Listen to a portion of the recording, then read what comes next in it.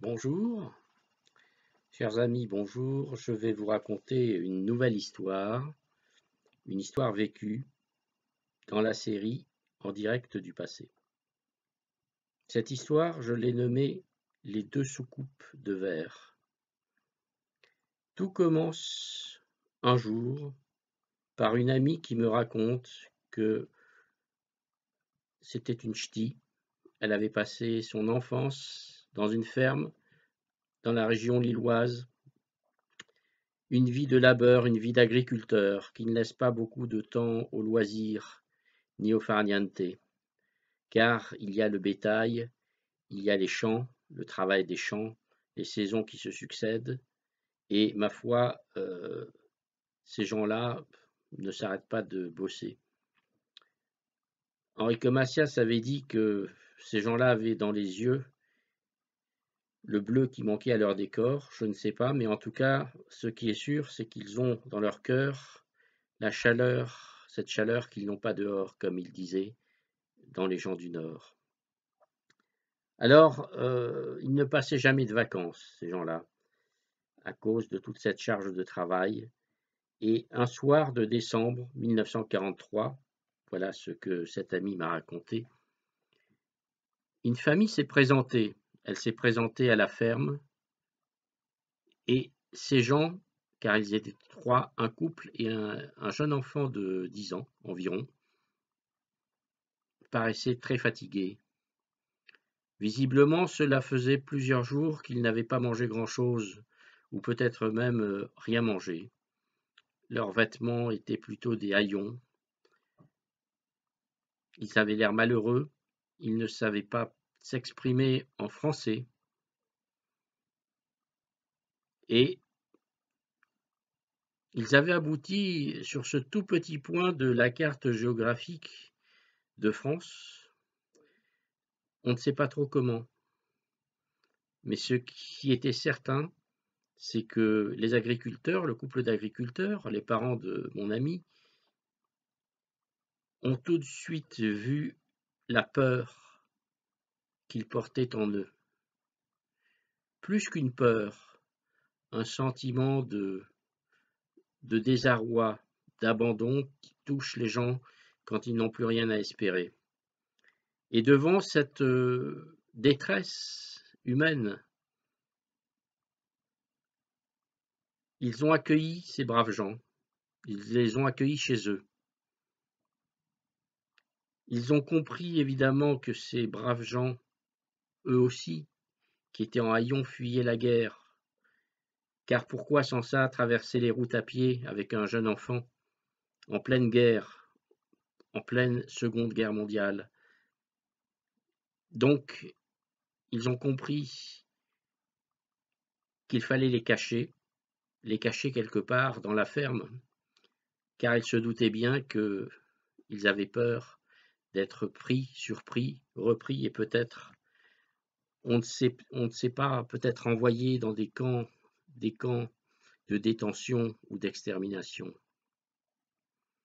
Alors, ils ont caché cette famille dans un sous-sol cimenté qui était situé sous la grange, et pendant 3 ou 4 semaines consécutives, sans rien leur demander en échange, ils les ont nourris, logés, blanchis. Ils ont veillé à ce que le petit ait du linge propre, et les parents également. Ils leur ont fourni de nouvelles chaussures, de nouvelles chemises, du linge de corps. Ils leur ont donné à manger les produits de la ferme et de l'exploitation agricole, sans jamais leur poser de questions. De toute façon, ces gens ne parlaient que quelques petits mots de français, ils n'auraient pas pu leur répondre. Mais enfin, ces bêtes traquées, ces gens qui tremblaient au moindre bruit, qui parlaient à voix basse, ils ont vécu, ils ont survécu grâce à cette famille d'agriculteurs ch'tis qui les a cachés, qui les a accueillis. Bien sûr, si on pouvait rejoindre à l'époque la résistance ou le maquis, et si on était assez fort, il était possible de le faire. Il y avait des réseaux clandestins. Mais eux, ces gens-là, venaient sans doute de très loin, probablement de Tchécoslovaquie, de Pologne ou de Bulgarie, ou un autre pays de l'Est, où le Troisième Reich avait tout détruit sur son passage, et en particulier avait exterminé des millions d'enfants et d'adultes juifs, soit dans des camps d'extermination, soit via la Shoah par balle, en abattant froidement des familles entières. Alors, ces braves gens qui étaient arrivés avec leurs sacs en toile de jute, peu à peu, ils ont repris confiance, peu à peu, ils ont repris des forces, peu à peu, ils se sont sentis en meilleure forme pour continuer leur chemin. Et au bout de quelques semaines, ils ont décidé, eux, de repartir, de reprendre la route avec leur jeune enfant et d'aller vers le sud. Vers le sud, on ne sait pas pourquoi, peut-être dans l'espoir d'échapper aux nazis. La France était alors occupée, les nazis étaient partout. Ils sont donc partis un beau jour avec des provisions que leur avait donné le fermier et du linge que la fermière avait mis de côté pour eux, du linge de rechange. Ils sont partis sur la route et dans leur fuite, les fermiers se sont rendus compte qu'ils avaient abandonné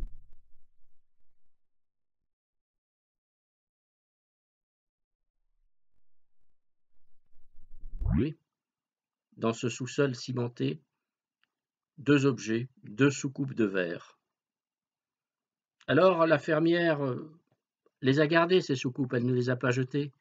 Elle s'en servit comme cache-pot, comme base de pot de fleurs, vous savez, comme ces soucoupes qu'on met sous les pots de fleurs pour éviter que l'eau s'écoule. Et puis le temps est passé, et puis un jour, malheureusement, ce couple est décédé, ce couple de fermiers. Et leur fille, plus de 50 ans plus tard, en triant les affaires de ses parents, elle est retombée sur ces 2 petites soucoupes et elle m'en a parlé, car cela l'intriguait. Pourquoi avait-il laissé ces 2 soucoupes?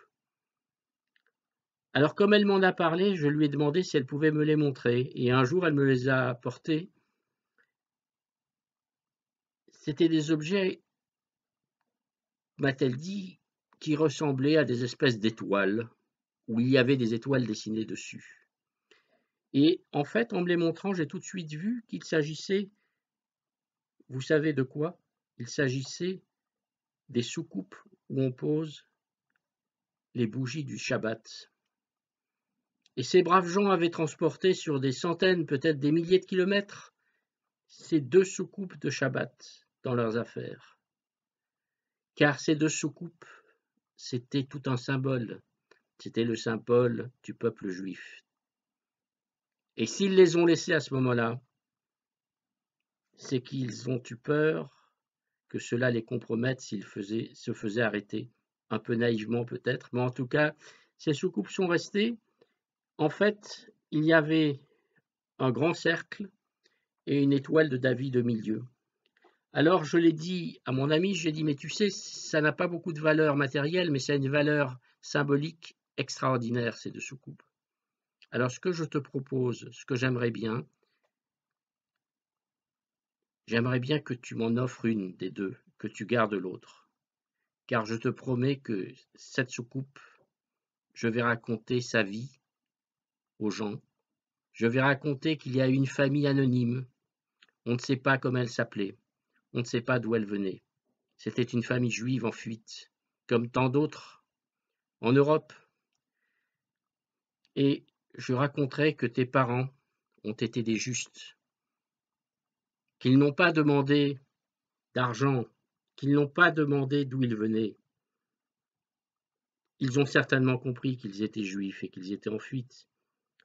Et ils les ont aidés dans cette détresse, redonnant à la France sa dignité. Car il faut rappeler que la dignité de la France avait été largement entachée avec le maréchal Pétain et son équipe. Voilà, depuis je conserve cet objet Je pense au destin de ces centaines de familles juives sur les routes. Je pense que cette soucoupe, c'est tout un symbole de l'Europe décimée. Je me prends parfois à espérer, à imaginer que ces braves gens ont pu échapper à la machine de guerre nazie. Alors, dans mes rêves, je les imagine ailleurs, heureux, vivants. Mais bien sûr, ce n'est qu'un rêve.